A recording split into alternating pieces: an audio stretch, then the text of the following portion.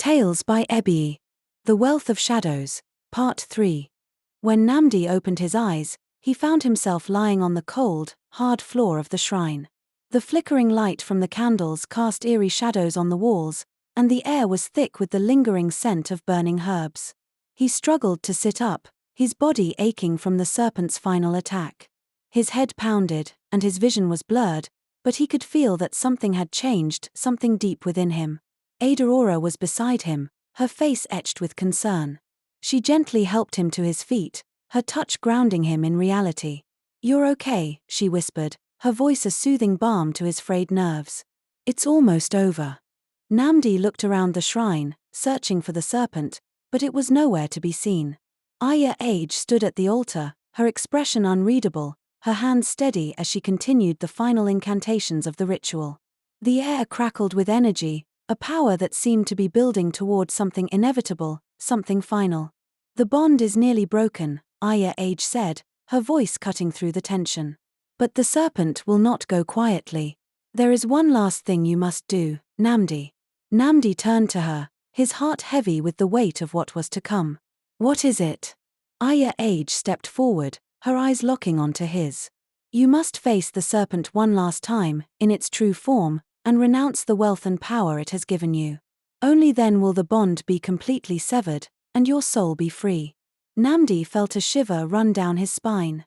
The serpent had already attacked with all its might, yet it still clung to him, still held onto the remnants of their covenant.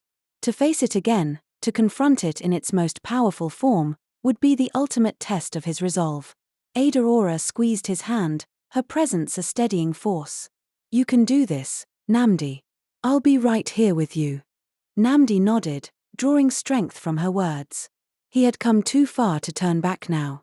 The wealth and power that had once consumed him now felt like a distant memory, a shadow of a life he no longer wanted.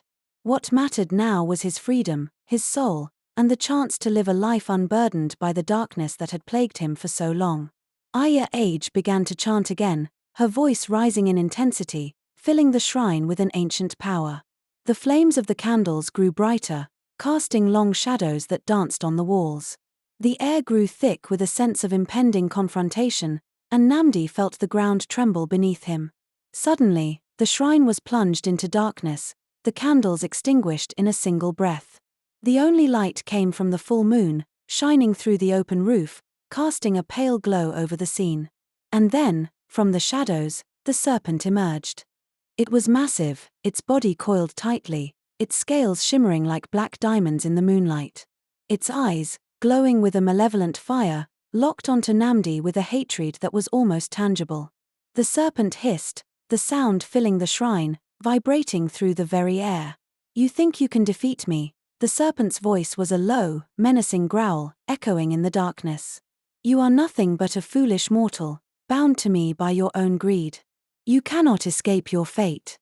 Nnamdi felt the weight of the serpent's words, the darkness pressing in on him. But he also felt Adaora's hand in his, her presence a beacon of light in the oppressive gloom. He knew what he had to do. "I made a mistake," Nnamdi said, his voice steady despite the fear that gnawed at him. "I was blinded by greed, by the desire for wealth and power. But I see clearly now. None of it is worth the price you demand." The serpent hissed, its body coiling tighter, its eyes narrowing. "You cannot undo what has been done. The covenant is sealed in blood. You are mine." Nnamdi took a deep breath, drawing strength from the love and support that surrounded him. He looked the serpent in the eyes, refusing to back down. "I renounce you," he declared, his voice strong and clear. "I renounce the wealth, the power, the greed. I choose freedom. I choose my soul." The serpent roared, a sound that shook the very foundation of the shrine. The air crackled with energy, the darkness closing in, but Nnamdi stood his ground, his resolve unwavering. He could feel the bond between them weakening, the chains that had bound his soul to the serpent beginning to shatter.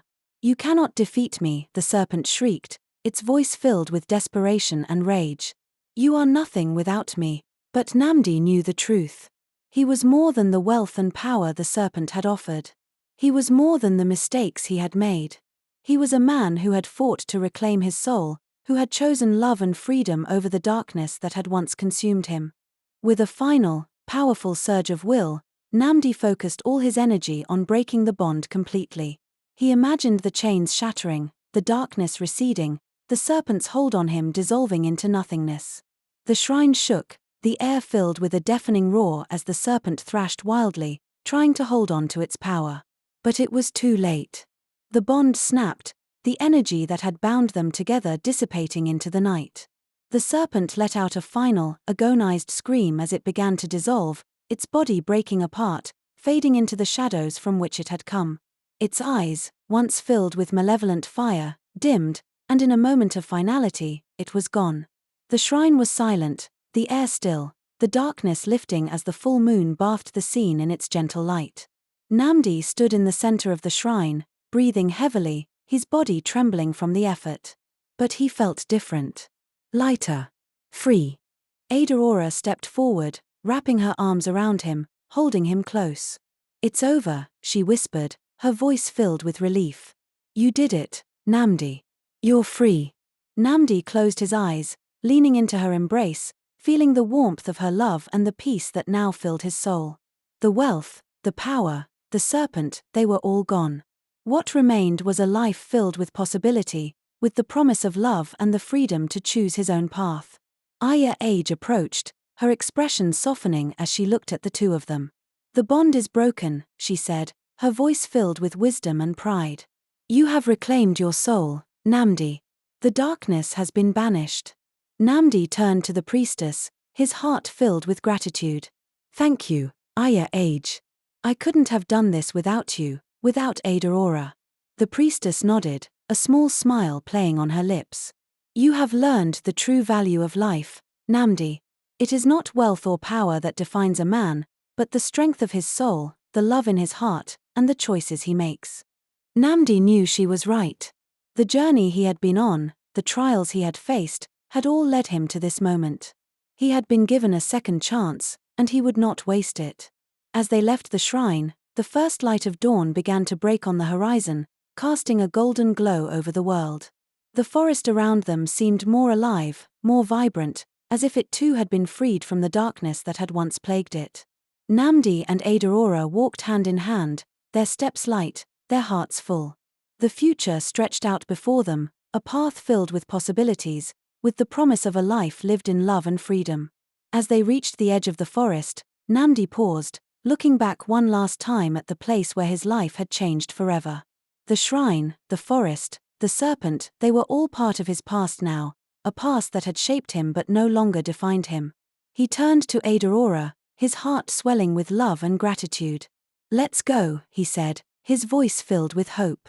"Our new life awaits."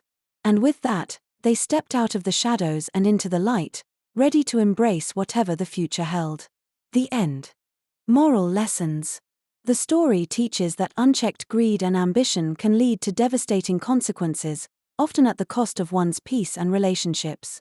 True wealth lies in freedom, love, and inner peace, not in material possessions. Redemption is possible through courage, sacrifice, and confronting the darker aspects of ourselves. The story emphasizes that the choices we make shape our future, but we always have the power to seek change and find a better path. Subscribe and like for more interesting stories.